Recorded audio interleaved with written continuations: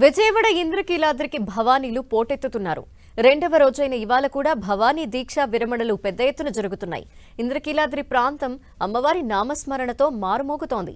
నిన్న తొలి రోజు దుర్గమ్మను 60,000 మంది భవానీలు దర్శించుకుంటే ఇవాళ 80,000 మందికి పైగా వస్తారని అంచనా. ఇరుముడి ధరించి 10 కిలోమీటర్ల మేర గిరి ప్రదక్షిణ చేస్తూ కాలినడకన దుర్గమ్మని దర్శించుకుంటారు. ఇరుముడులు ధరించి వచ్చే భవానీలు గురు భవానీల సమక్షంలో దీక్ష విరమణ చేస్తున్నారు. రెండవ రోజు భవానీల రద్దీపై మరింత సమాచారం మా ప్రతినిధి నరసింహరావు అందిస్తారు.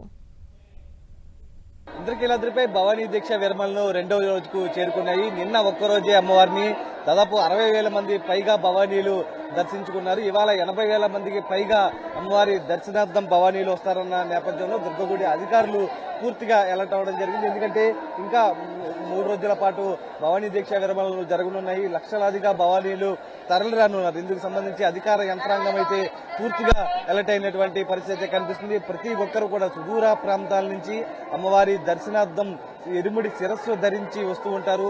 ప్రస్తుతం ఏదైతే వినాయకుడి గుడి దగ్గర నుంచి దాదాపు కొండ చుట్టూ ఇంద్రకీలాద్రి పర్వత ప్రాంతం దాదాపు 10 కిలోమీటర్ల మేర ఉంటుంది.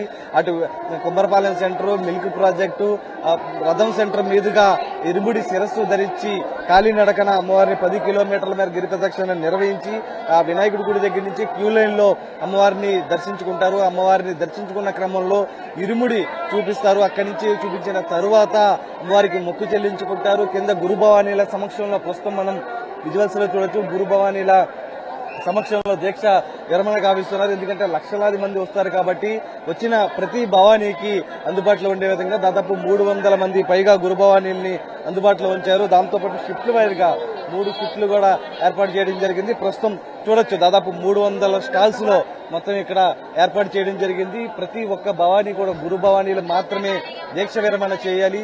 ఆ దీక్ష విరమణ చేసే క్రమంలో కూడా మొత్తం గురు భవానీలు దగ్గరుండి మొత్తం చూస్తూ ఉంటారు. మొత్తం వారి వెంట తెచ్చుకున్నటువంటి ప్రతి వస్తువు కూడా ఏదైతే అమ్మవారి ఇరుముళ్ళు వేసినటువంటి ప్రతి వస్తువు కూడా వివరించి మొత్తం దానికి పక్కన చేర్చి ఏవైతే హోమగుండాల్లో వేసినవని ఇంటికి తీసుకెళ్లాల్సినవని ఇలా ప్రతిదీ కూడా ఎక్స్ప్లెయిన్ చేసే విధంగా కూడా ఇక్కడ ఏర్పాటు చేయడం జరిగింది. దాదాపు 4 హోమగుండాలు ఇక్కడ ఏర్పాటు చేశారు. ఎందుకంటే భవానీల రద్దీ అంతకంతకు పెరుగుతున్నది. మైక్ అనౌన్స్మెంట్లు కూడా ఇస్తున్నారు. ఎందుకంటే ప్రతి భవానీ కూడా సుదూర ప్రాంతాల నుంచి వస్తే కనుక ఖచ్చితంగా పుణ్యస్నానాలు ఆచరిస్తారు. అటు దుర్గా ఘాటు, పున్నమి ఘాటు, పద్మావతి ఘాట్లతో పాటు పవిత్ర సంగమోద్దుగడ ఘాట్ల వద్ద ప్రత్యేక ఏర్పాట్లు కూడా చేయడం జరిగింది. ప్రస్తుతం మనం విజువల్స్ లో చూడొచ్చు. భవానీల తాకిడి ఇంద్రకీలాద్రికి అంతకంతకు పెరుగుతుంది.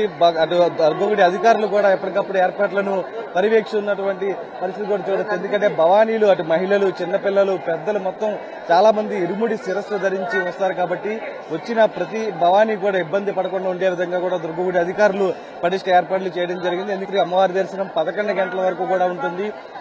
ఈ సమయంలో కూడా వచ్చిన ప్రతి మంది కాలినడకన వస్తారు కాబట్టి మార్గం మధ్యలో ఎటువంటి ఇబ్బందులు తలెత్తకుండా కూడా దుర్గగుడి అధికారులు అయితే పటిష్ట ఏర్పాట్లు అయితే చేయడం జరిగింది. సునీల్తో నరసింహారావు, టీవీ, ఇంద్రకీలాద్రి.